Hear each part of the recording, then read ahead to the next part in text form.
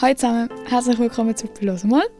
Wenn ihr mir in die Kamera schaut, fragt euch nicht. Ich habe keinen Bock, mein Stativ zu holen, ich habe keinen Bock, mein Licht zu holen und darum sind wir jetzt auf einer Hey-Box. Wenn ihr wisst, was Hey-Boxen sind. H-A-Y, nicht Hey. Hey? Hey? Kennen Sie den TikTok-Sound noch? Sonst ist es jetzt ziemlich peinlich für mich. Egal, auf jeden Fall, ich habe einfach Hauptsache ich filme mit, aber heute ist das Video nichts gut.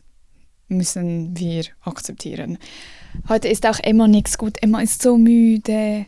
Die Wemse mag nicht mehr. Wirklich erste Woche vom Praktikum überlebt. Und es ist ja nicht das Überleben, es ist mega cool und so. Ich hoffe, ihr checkt das. Ich glaube, wieso solltet ihr das checken? Obwohl doch, ich erzähle ja schon ab und zu. Aber es ist wirklich, ich fühle es im Fall wirklich. Ich liebe das. Und immer, wenn ich irgendwo auf Social Media erzähle, dass ich PH mache und eben das Praktikum und so, dann sind immer noch mega viele Leute so, «Hä, wirst du Lehrerin?»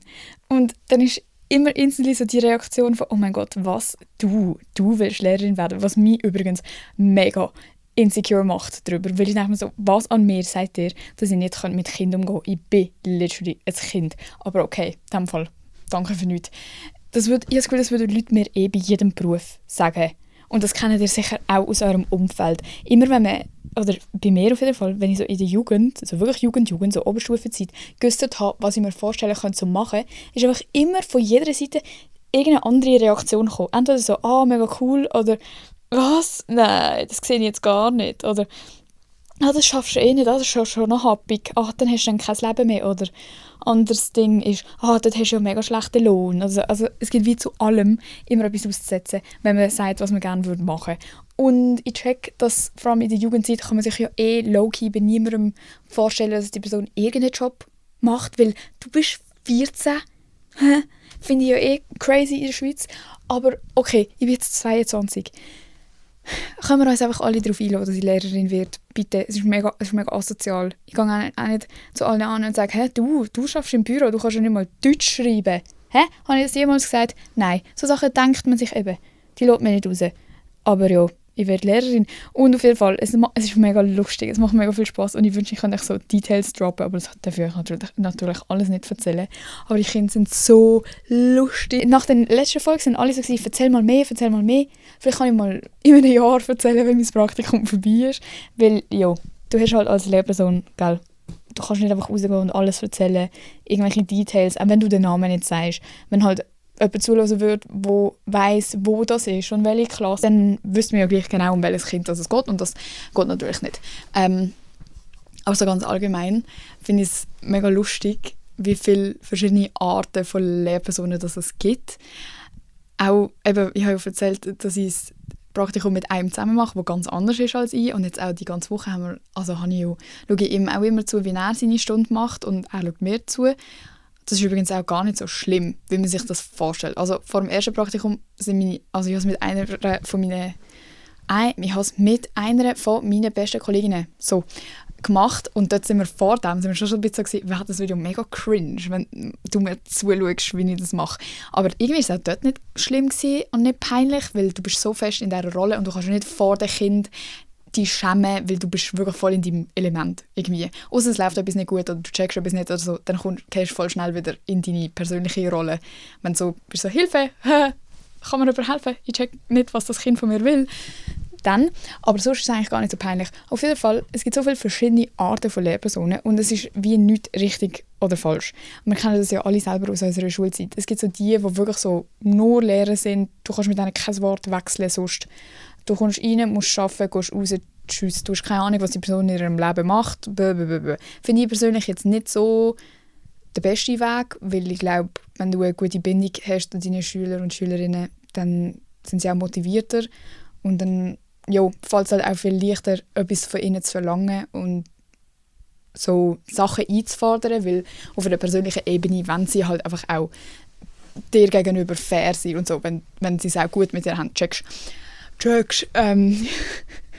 Aber auch, weil ich jetzt vermehrt Videos darüber gepostet habe, es sind auch so viele verschiedene Leute haben kommentiert, die selber Lehrer und Lehrerinnen sind. Und das ist so lustig, weil ich gehe dann natürlich die Accounts anschauen. Und es gibt so alles. Es gibt so voll tätowierte, halb Rapper, dann gibt es so voll die 0815 Streber-Menschen, wo du genau weißt, du bist Primarlehrerin, von 200 Metern siehst du das. Also das ist einfach so lustig. Und eben, was man im Privatleben macht, definiert dich ja nicht als Lehrperson. Ich glaube, das vergessen ganz viele Leute. Du bist halt nicht nur Lehrerin, wenn du Lehrerin bist. Die Leute gehen heim und haben ein Leben, gehen raven, die machen alles, was du auch machst nach deinem Job. Außer dass sie halt unter der Woche mit kleinen Kindern zu tun haben.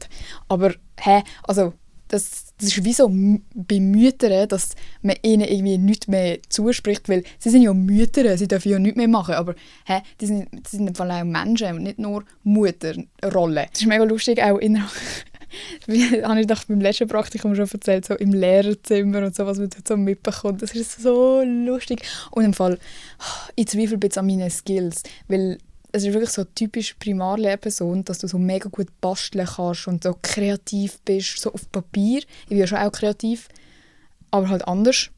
Ich würde sagen, mehr so mit Wörtern und so ein bisschen stilistisch, lyrisch. Ich sollte Rapperin werden. Nein, aber so, mein Maul ist kreativ, mein Brain ist kreativ im Sinne von, was könnte man machen und dies und das und jenes und Ideen finden und einfach crazy sein ein bisschen. Aber so zeichnen und so, Leute, gib mir eine Anleitung, gib mir ein Step by Step und ich mach's. Aber wenn ich selber etwas überlegen muss, oder ich kann das einfach nicht und es macht mir auch wirklich nicht Spass.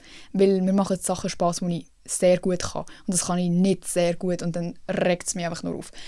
Das habe ich jetzt auch mega gemerkt im Praktikum. Wirklich auch, eben, ich unterrichte mainly NMG, also Natur, Mensch und Gesellschaft.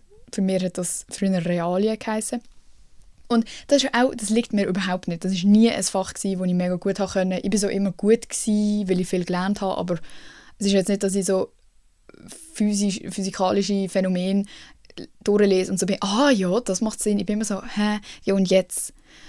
Und das ist mega schwer jetzt für mich, also nicht mega schwer, aber es ist einfach so eine Challenge, wo mir auch persönlich gut tut, dass ich einfach das mal machen muss und besser werden muss in dem. Und eben, im Praktikum ist es auch mega wichtig, dass du lernst, den Kindern auch die Freude überzubringen an einem Thema. Also wenn ich schon den Anschiss habe, wenn ich es ihnen erkläre, dann wird es ja nicht gut kommen. Das heisst, ich muss dort vorne hocken, als wäre es das krasseste Thema auf der Welt. Und dabei kann es sein, dass es mich wirklich null juckt und ich die Hälfte irgendwie low-key nicht check.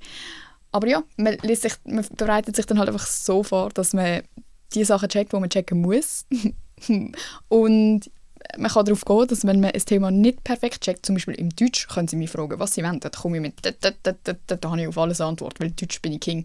Aber dann kommen jetzt eben Thema Elektrizität, dann kommen so, ja okay, und was passiert jetzt, wenn ich das und das mache und wieso ist jetzt die Steckdose so und so und von wo, also wenn jetzt der Strom von der Windmühle, wenn das jetzt umgewandelt wird in Strom, wie passiert das genau? Also was hat es denn dort, wo das kann? Dann bin ich wirklich so, Leute, ich weiß es auch nicht. Ich weiß es einfach nicht. Und am Anfang hatte ich mega Angst gehabt, um das zu sagen, weil ich habe das auch schon erlebt. Zum Beispiel in Mathe habe ich schon ein paar Mal, auch im letzten Praktikum, irgendetwas Falsches gesagt. Und dann sind die Kinder können ja noch so gut Kopf rechnen, weil sie gar nichts anderes dürfen. Und sie üben ja auch die Reihe wirklich, als gäbe es keinen Morgen mehr und nur noch Reihe. Darum, die können alles. So, die können alles, was wir schon lange verlernt haben. Und dann sagst du halt manchmal so, keine Ahnung, 4x8 geht irgendetwas Falsches. Und dann sind die Kinder natürlich gerade so, nein. Und finden es natürlich mega cool, wenn sie die Lehrerin korrigieren können, oder?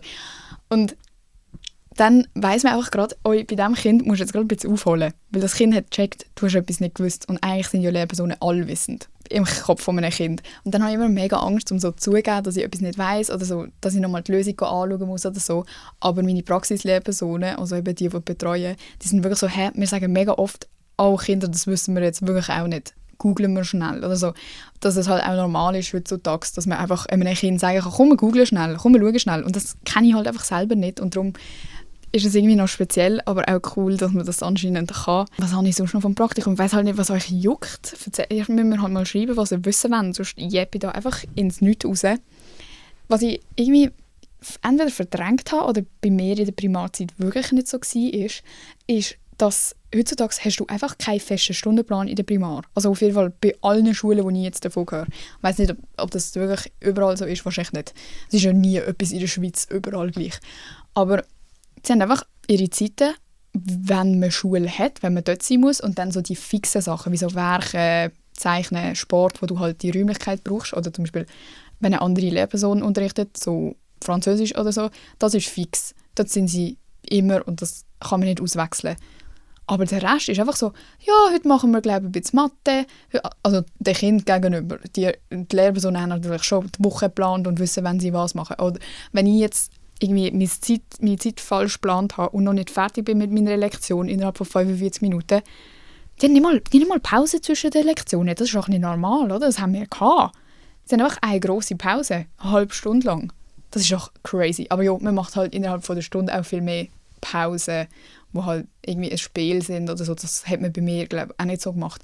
Aber dann, wenn ich zu viel Zeit brauche, dann bin ich natürlich voll im Stress, weil an der PH wird halt beigebracht, es ist mega wichtig, dass du Zeit lernst einplanen, dass du vorankommst und da. Und dann merke ich halt immer so, wenn die Lektion eigentlich fertig wäre, komme ich so in Stress und will die Kinder so anfangen zu stressen. Und das ist halt mega schlecht. Weil wenn sie schon am Arbeiten sind, dann lässt sie eigentlich arbeiten. Aber dann bin ich halt so, oh, meine Lektion ist fertig. Komm, wir müssen jetzt schnell korrigieren. Aber du bist die Hälfte noch nicht fertig. Dann bringt es eigentlich auch nichts zu korrigieren, oder? Ihr checkt, ihr merkt langsam, wenn ihr zuhört, es gibt so viele Zeug, wo man sich überlegt, wo didaktisch, also, wie erklärt man didaktisch, wenn man das wohl nicht kennt? Egal, googelt es. Wir können es jetzt zusammen googlen, Kinder. Nein, didaktische Entscheidungen, wo du einfach so spontan triffst, weil es nicht genau so läuft, wie du willst, wo du einfach mega viel überlegst, was ist jetzt am besten, und es geht nicht am besten, aber für die Situation vielleicht schon, dann sagen sie mir einfach, kein Stress, machst doch noch eine Viertelstunde in meiner Lektion, dann haben wir halt ein bisschen weniger Englisch. Und ich bin wirklich so, das geht. Da muss ich mich noch ein bisschen daran gewöhnen. Also das finde ich richtig crazy, ist auch richtig cool. Und also wenn ich mir das so überlege, habe ich das Gefühl, mich als Kind hat das richtig gestresst, wenn ich nicht gewusst habe, was der Plan ist und was passiert und was ich dabei haben muss und so. Aber die Kinder, also weißt, ihnen wird einfach gesagt, was sie mitnehmen müssen. Und das meiste Zeug haben sie einfach immer in der Schule, außer sie haben Hausaufgaben, und dann musst du ihnen so 20 Mal sagen, gell, morgen nimmst du das Deutschheft aber gleich noch mit, obwohl du Hausaufgaben hast. Und es funktioniert einfach. Und die Kinder juckt das so nicht. Ich glaube, wenn du von Anfang an so in die Schule gehst, ist es halt einfach so. Aber findet ihr das nicht crazy? Auf jeden Fall zurück zum Ding, du kannst so unterschiedliche Sachen machen, du kannst so eine unterschiedliche Persönlichkeit haben. Ich bin zum Beispiel mega so, könnt ihr euch sicher vorstellen, ich als Lehrerin bin so, hey, dann nenne ich sie so beim Namen, zum Beispiel Paul. Hey, Paul, hörst du überhaupt zu, Paul? So wird es so haha, aber schon auch ernst, und man muss auch ein bisschen vorsichtig sein mit dem, weil es gibt ja wirklich Kinder, die vertragen das nicht, aber die Kinder, die das nicht vertragen, sind normalerweise auch nicht die du musst fragen, ob sie zuhören. So, das sind so die Emmas, die in der Ecke hocken und einfach warten, bis man gehen kann und sich aufregen über die reden. Aber ich bin so die Direkte und so dumme Sprüche am machen. Ich weiß nicht, ob ich euch das letzte Woche erzählt habe, aber es hat so eine Gruppe gehabt, wir hatten so Gruppenbildungen gehabt, und dann haben sie Gruppennamen müssen machen. Und die eine Gruppe hat sich Baddies genannt. Und ich habe es mega lustig gefunden. Und dann sind sie aber irgendwie nicht am Arbeiten gewesen, und dann gehe ich halt an und sage, so Leute, jetzt müsst ihr aber arbeiten wie Baddies. Und sie schauen mich so an, so, what the fuck? Was hast du gerade gesagt? Sie finden das zum Teil nicht mal lustig. Ich glaube, ich bin wirklich cringe, weißt du, so zu erwachsen und cringe für sie. Aber ich mache es auch trotzdem. Und das ist so meine Art. Und vielleicht wird mein Partner, der mit mir das macht, wird vielleicht zuhören, also man bekommt ja eh nicht alles mit voneinander, aber vielleicht zuhören und denken, oh mein Gott, wieso redet sie so mit ihnen? Das ist schon mega unprofessionell oder zu persönlich oder grenzüberschreitend oder keine Ahnung was. Aber für mich funktioniert es halt, weil ich bin einfach ich selber oder ein bisschen erwachsener und strenger. So. Und dafür habe ich aber, ist natürlich meine Hoffnung, dass die Kinder mich gerne haben und sich getrauen, auch mehr Zeug zu erzählen und auch nach Hilfe fragen und so. Das ist ja für sie auch alle mega speziell, dass so zwei neue Leute sind. Ja, es gibt halt für alles Benefits und du kannst aber natürlich auch mega so einfach nur Lehrperson sein und sie machen lassen und auch nie zusammenschiessen und einfach denken, ja, selber die Schuld, wenn du nicht schaffst. Aber ich finde das ein bisschen schwierig in der Primar. So, im Gymi check ich, du bist nicht freiwillig, du bist selber die schuld, wenn du rausgehst, bla bla bla, du bist schon ein bisschen älter, aber Kind grundsätzlich musst du ja schon ein bisschen animieren. Finde ich. Also wenn jetzt jemand, die kann sich auch noch nicht so gut selber einschätzen. Und du gibst ihnen natürlich immer wieder Freiheiten, zum Beispiel, man darf draussen arbeiten. Aber man weiss ja, wenn man draussen arbeiten macht man die Hälfte der Zeit nichts. Ich bin auch Schülerin, Bro. du gehst raus, gehst arbeiten zum Schnurren. Dann hat es halt so gewisse Schüler, die immer wieder rausgehen und du weißt aber aus Prinzip von Anfang an schon, okay, er geht raus, macht nichts.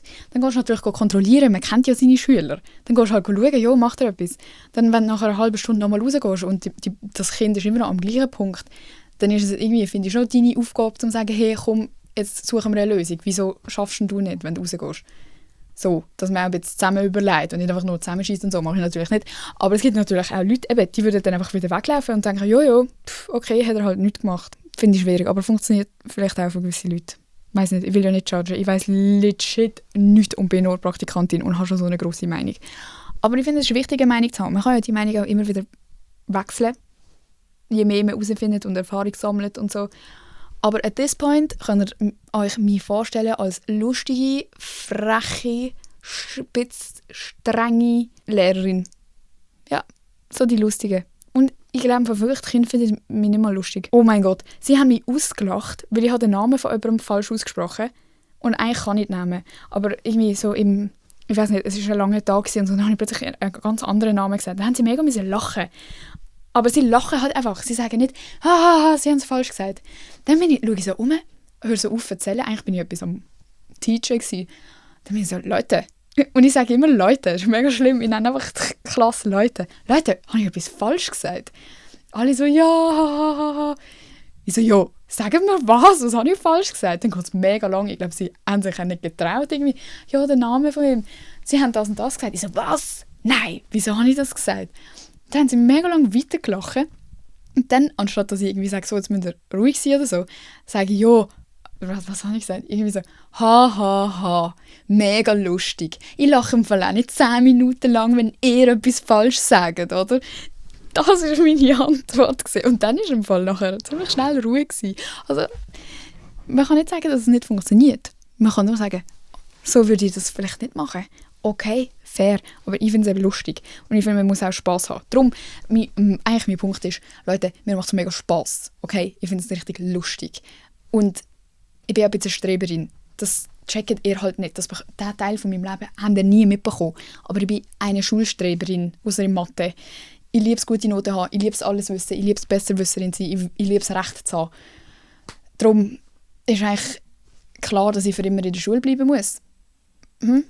That was it to the PH-Thema. Ich habe jetzt 20 Minuten gejappt über das. Okay, ich weiß nicht, wie ich die Folge nenne. Jappa. Anderes Thema. Ich habe euch auf Insta gefragt, was ihr gerne hören würdet. Und mega viele sind so gewesen, overthinken. Wie kann ich weniger denken? Hilfe, I'm going crazy. Und ich habe euch nicht wirklich gute Tipps. Weil mir geht es genau gleich. Ich bin im Fall wirklich am crazy gehen. Und obwohl doch ich habe Tipps. Das Einzige, was hilft, ist, wenn man beschäftigt ist. Wenn du einfach etwas zu tun hast. Und wer hätte es gedacht, das blöde Handy hilft halt wirklich nicht. Wenn du den ganzen Tag am Handy chillst, hast du ja das Gefühl, du bist abgelenkt. Und man macht das ja auch, weil man, ja, keine Ahnung, amigs ist es ja so, dass man kann irgendwie gar nichts anderes machen. Also du hast so wie die Energie.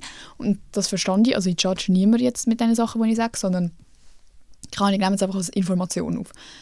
Ich weiss, dass es nicht so einfach ist umzusetzen. Aber rein theoretisch so.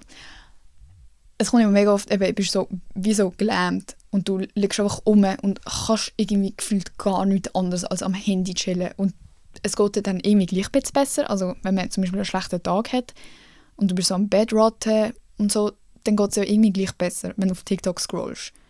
Meint man ja irgendwie. Aber eigentlich ja nicht. Oder? Weil du hast so viele Sinneseindrücke und siehst so viel Leben von anderen Leuten. Und meistens, also keine Ahnung, ich habe auch schon gehabt, dass wenn es mir schlecht gegangen ist, dass dann auch meine ganzen For You-Pages auf jeder App gecheckt haben, dass es mir schlecht geht. Weil ich schaue dann auch die Videos bis zum Schluss, die irgendwie traurig sind und keine Ahnung, wo Leute mit mir relaten und komme dann so in die Bubble rein, vom Algorithmus her, wo einfach alles schlimm ist. Das Leben ist scheiße. Mir geht es so und niemand versteht mich und man kann mit niemandem mehr reden und die Leute sind heutzutage so und einfach so eine depressed For You-Page. Und das kennen wir, glaube ich, alle. Das ist schon mal eine üble Bubble zum Reinkommen. Rein jetzt, Handy ist das reine Übel-Type-Shit. Das andere Extrem ist natürlich, wenn es dir nicht gut geht und du lenkst dich mit deinem Handy ab und du siehst aber nur Leute auf Social Media, die das Leben am Genießen sind, die Sachen machen, keine Ahnung, die es irgendwie einfach im Griff haben, die hübsch aussehen, die mega viele Friends haben. Und das ist nicht mal zum sagen, dass das fake ist. Diesen Leuten geht es wirklich gut. Mega vielen von denen. Es ist halt ein Fakt, dass Menschen, die in einem schlechten Zustand sind, die mental am Leiden sind, die haben nicht die Energie, um hübsche Social-Media-Videos zu machen. Generell sind das halt der kleinere Anteil der Bevölkerung, die einfach leben, voll leben und genießen und Glück haben im Leben. So. Und wenn du nur das siehst, dann denkst du halt irgendwann einfach, wieso hat das jeder ausser ich? Wieso ist jede so hübsch? Wieso haben alle so eine Beziehung? Wieso haben alle so eine riesige Friend-Group? Wieso hat jeder eine Aktivität am Wochenende und ich bin die Einzige, die daheim hockt und verrottet? Und es hat mich nicht mal jemand gefragt, ob ich mitkomme. Es ist nicht so, dass ich Nein sage und einfach Leute abweise, sondern es juckt Leute halt legit nicht mal, was mit mir ist. Das denkt man sich dann. Darum, so die Ablenkung vom Handy finde ich, ja, wenn es irgendwie nicht anders geht und du kannst wirklich nichts anderes machen, okay, aber dann schau doch wenigstens YouTube-Videos oder Netflix oder irgendetwas, wo halt du selber mehr kontrollieren kannst, was kommt und nicht das Russian Roulette TikTok-Ding, wo du bist einfach ausgesetzt. Du kannst nichts ausgeliefert. Ist das Gleiche? Ist das ein Synonym? Weiss nicht. Frauenrechthaberisch, weiss es nicht. Eben, wenn du auf YouTube selber aussuchst, was du schauen willst, fair. Und vor allem ist das länger, also Longform-Content. Genau gleich, wenn du eine Serie durchsuchst, okay, ist jetzt vielleicht auch nicht der beste Zeitvertreib, aber solange es nicht gerade eine mega depressing Serie ist oder nur True Crime oder irgendetwas, schau halt, check ich. Mein Point war, wenn man wirklich so jemand ist, der den ganzen Tag nur überlegt und was wenn und die denken das über mich und schau wie der mich gerade angeschaut hat und ich schaffe eh nichts und alle anderen sind eh weiter. So die crazy Gedankenspirale. Dann hilft es wirklich nur, wenn man Sachen macht, die einem vollkommen einnehmen. Und das sieht halt für alle anders aus. Also für mich sieht das auch ganz anders aus als für euch. Bei mir ist zum Beispiel der Fall, dass im Gym bringt mir das gar nichts. Mega viele Leute sagen ja, sie gehen Sport machen im Gym, zum Hirn abschalten. Dass sie dann einfach nur an die Übung denken und einfach mal loslassen und dort voll durchgehen und auspowern und dann kommst du so müde zurück, dass du eh keine Kraft mehr hast und irgendwelche Gedanken hast. Das ist bei mir überhaupt nicht so. Und das ist nicht, weil ich mir keine Mühe gebe im Gym oder nur wenig Gewicht nehme oder so, aber es ist mir dann so langweilig in meinem crazy Kopf, dass ich dann gleich Zeit habe und Energie, um komische Sachen zu überlegen. Ich mache es einfach, während ich Sport mache. Was mir mehr hilft, ist Joggen. Auch nicht mega. Ich kann auch joggen und Zeug überlegen, aber so an dem Punkt, wo man eigentlich nicht mag und noch weiter joggen muss, dann, kann ich nicht mehr überlegen, was jetzt morgen passiert und wieso Leute mich schlecht behandelt haben. Kann ich euch empfehlen. Aber das Problem ist halt auch, eben, wenn es dir mega schlecht geht, hast du dann wirklich Energie, die aufzuraffen und joggen gehen. I doubt it. Ich check's. Es ist ein Teufelskreis. Wenn man mal an so einem lowen Punkt ist, wie es halt amigs vorkommt, dann sagt man nicht, ja, jetzt gehe ich mal joggen. Aber mir hilft's. Andere Leute würden wahrscheinlich sagen, zeichnen. So wirklich eben, oder auch nur schon so etwas ausmalen oder so. Bei mir, was ich entdeckt habe, sind wirklich so Kreuzworträtsel, so Rätselshit. Das habe ich auch als Kind mega gerne gemacht. Alles, was so mit Rätseln zu tun hat, was so ein bisschen Hirn musst. Meine Mami spielt zum Beispiel alle Variationen von Candy Crush, sind so 20 Apps auf ihrem iPad, wo du hast ja ab irgendeinem Punkt, glaube wenn du mega gut bist, hast du ja nicht mehr unendlich viele Levels, sondern so eins am Tag oder so. Prove me wrong, ich weiß es nicht genau. Sorry, falls meine Mami zulässt und so ist, das stimmt gar nicht. Aber sie hat dann einfach 100 Millionen verschiedene Apps, wo sie ihr Candy Crush-Zeug spielt. Ich glaube, das könnte auch sehr therapeutisch sein. Spazieren hilft mir zum Beispiel auch gar nicht. Spazieren macht es eigentlich nur schlimmer, dann überlege ich mir alles doppelt und dreifach. Mit Leuten reden hilft mir, rausgehen, etwas trinken, irgendwo baden. Alles, wo du auch mehrere Sinne brauchst. Also gerade wenn du nicht nur etwas hörst und nicht nur etwas isst, nicht nur etwas schaust, sondern wo wie alles gebraucht wird. Wenn du zum Beispiel schwimmst oder im Wasser bist, dann spürst du es, dann schmeckst du es, dann siehst du Sachen, dann hörst du Sachen. Es ist wie alles von dir wird so eingenommen und du hast wie gar keinen Platz mehr für irgendetwas anderes. Das war logisch gerade richtig gute Advice gewesen. Ihr könnt das eigentlich anwenden auf jede Aktivität. Wenn es etwas ist, wo du dich zudröhnst, alle deine Sinn betäubst, dann kannst du wohl davon ausgehen, dass es hilft. Und mit dem meine ich nicht kiffen, Drogen nehmen, saufen. Bitte macht das nicht, das hilft euch genau gar nicht. Habe ich schon mal eine Folge darüber gemacht. Hört auf mit diesen Sachen. Genau, oder bei mir nur schon, okay, logisch, so Nägel anmalen, schminken, Haar machen, so Sachen, die auch ein bisschen Konzentration brauchen. Auch wenn es mega simpel ist. Eigentlich, ich weiss nicht, wieso dass ich beim Nägel machen, anmalen, nicht Zeug überlege, aber logisch, mega therapeutisch. Auch Haar machen, weil man so heiß hat und so konzentriert ist und eigentlich einfach schnell wieder fertig werden will, dann kann ich mir eigentlich auch nichts überlegen. Finde ich auch gut. Schminken, genau gleich. Was gibt es echt da für Typen? Ihr habt halt nicht so lange, um eure Haare machen. Das weiss ich leider nicht. Weiss ich nicht. Kann ich euch nicht helfen, sorry. Machen mal Self-Tan-Routine. Das geht sicher lang, bis man das perfektioniert hat. Genau, und sonst redet halt mit Leuten darüber. So Classic Advice. Mir hilft es meistens schon, weil alle meine Friends wissen, wie es ist. Also ich habe eigentlich nur Friends, die auch so sind. Wonder why, oder? Und die bringen mich dann wie so ein bisschen wieder am Boden im Sinne von, du bist im Fall nicht die Einzige, die so denkt und du spinnst nicht. Es ist normal, aber hey, im Fall, es ist auch nicht so deep. Also wenn man selber sich viel Gedanken macht, dann verkopft man sich ja auch so und spiralt so und irgendwann bist du an einem Punkt, wo du denkst, du bist die Einzige, die so ein Leben hat und das ist doch einfach unfair und du denkst nur so und alle anderen haben es super und so. Wenn du dann mit jemandem redest, der so ist, Alter Emma, chill mal, I get it, weißt, nicht so entvalidierend, aber einfach so, Emma, das ist das Problem. Und dann bin ich so, ich habe das Gefühl, er hasst mich alle. Niemand fragt mich zum Rausgehen. Habe ich gerade letztes gehabt. Dann sagt meine Kollegin so, ja, aber du sagst auch immer nein, wenn man dich fragt. Du willst ja gar nicht. Was soll ich dich fragen, zu meinem Ausgang gehen? Ich weiss, du willst nicht in den Ausgang.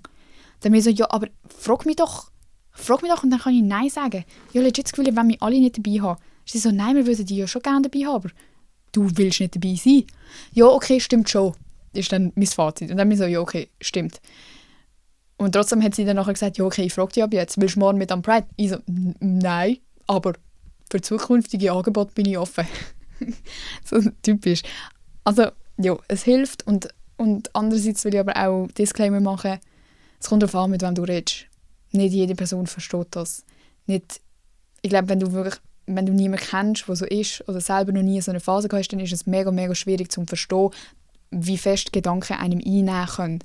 Weil, wenn man es einfach nur so erzählt, tönt sie auch lächerlich. Wie meinst du das? Du denkst halt einfach nicht so, aber es geht ja nicht. Man kann nicht aufhören zu denken, wenn man jemand ist, der viel denkt. Mach dich einfach gefasst darauf, dass es sein kann, dass jemand einfach dir vielleicht ein bisschen das Gefühl gibt, unverstanden. Nein, nicht unverstanden sein, das geht nicht. Ja, dir das Gefühl gibt, dass die Person dich nicht versteht. Das ist safe nicht böse gemeint. Die Leute können einfach froh sein, dass sie das nicht checken. Und auch dann ist gut, hast du mit jemandem geredet, dass einfach jemand weiss, was deine Situation ist. Ich glaube, oft vergessen wir auch unseren Liebsten Bescheid sagen, wenn wir Scheißzeit haben, wenn wir verkopft sind und so und lassen es dann ein bisschen an ihnen aus oder sind einfach mega, wie sagt man dem, an einer kurzen Schnur. Nein, kurzer Docht. Wenn man einfach schnell hässig wird und so. Ich weiss, heute stand ich wirklich auf dem Schlauch. Ich habe zu viel geredet diese Woche. Eben, manchmal vergessen wir, Leute Bescheid zu sagen und dann checken sie nicht, wieso dass man so ist, wie man ist. Und dann endet es in einem Streit. Und dann hast du irgendwie gar niemand mehr, weil es einfach alles Missverständnisse sind, anstatt wenn du wie so ein bisschen einen Disclaimer machst, hey, schau, im Moment geht es mir mega übel. Das und das und das brauche ich. Wegen dem und dem sage ich vielleicht, nein, ich mag nicht raus, es hat nichts mit dir zu tun. Sorry, ich hoffe, es geht mir bald besser. Und wenn deine Friends dann nicht so sind, okay, verstehen wir, können wir irgendetwas machen, dann sind sie einfach blöd. Und ja, es ist dann halt auch deine Aufgabe, wieder ein bisschen zurückzukommen. Weißt, wenn du merkst, okay, es geht jetzt besser. Und auch wirklich spüren, und das geht eben auch nicht, wenn man die ganze Zeit nur am Handy ist und alles so in sich hineinfrisst. Wirklich spüren, was brauche ich. Ich habe jetzt zum Beispiel, heute gerade habe ich überlegt, habe ich Lust, heute oben, ich gehe noch zu meinem Freund, also wir haben nichts geplant, weißt du, einfach so, ich komme noch vorbei. Dann habe ich so überlegt, habe ich Lust, so fragen, ob wir noch etwas trinken wollen, vielleicht bräuchte ich auch das, weißt, dass man einfach mal wieder rausgeht, sich hübsch macht, ob jetzt einfach random irgendwo schnurrt. Das ist ja meistens nicht so spektakulär, aber man war so draussen gewesen. Man hat so etwas gemacht. Habe ich das Bedürfnis zu sagen, ich habe etwas gemacht, morgen. Dann habe ich so überlegt und bin irgendwie nicht zu einer Lösung gekommen. Ich habe immer noch nicht gefragt, weil ich bin mir immer noch nicht sicher, ob ich wirklich Lust auf das habe oder ob es mir dann zu viel wäre und ich dann wieder so wäre, wieso haben wir jetzt das gemacht, mega unnötig. Ich bin mega hässlich, weil es hat überall Geräusche und alle Leute schauen mich an und es kann wie in beide Richtungen gehen. Darum habe ich auch noch nicht gefragt, weil ich finde, es wäre unfair, wenn ich es dann machen will und dann nachher gleich irgendwie es mir nicht passen würde. Gehört mir raus, dass ich im Moment auch ein bisschen in so einer Phase bin. Mir geht es im Moment fragwürdig. Aber ich glaube, es ist auch, weil ich sehr gestresst bin. Auf jeden Fall es ist unsere Aufgabe, rauszuspüren, was wir brauchen und den Leuten auch können sagen, was wir brauchen. Also auch, wäre es jetzt umgekehrt gewesen, hat mein Freund gefragt, wenn wir heute noch etwas trinken mit dem. Und ich hatte von Anfang an so gedacht, boah, wirklich, nein, kein Bock. Und ich hätte aber gesagt, ja, können wir, von mir aus. Ihr checkt, es wäre wieder so übel geworden. Es wäre dann irgendwann so oben, wäre ich wahrscheinlich hässlich geworden, hat gesagt, wieso müssen wir eigentlich immer mit Das ist noch nie vorgekommen. Das ist eine hypothetische Situation. Aber wir kennen es alle. Und dann wäre er so gewesen, aber du hast doch gesagt, wir können. Ich habe dich ja gefragt, du hättest auch Nein sagen können.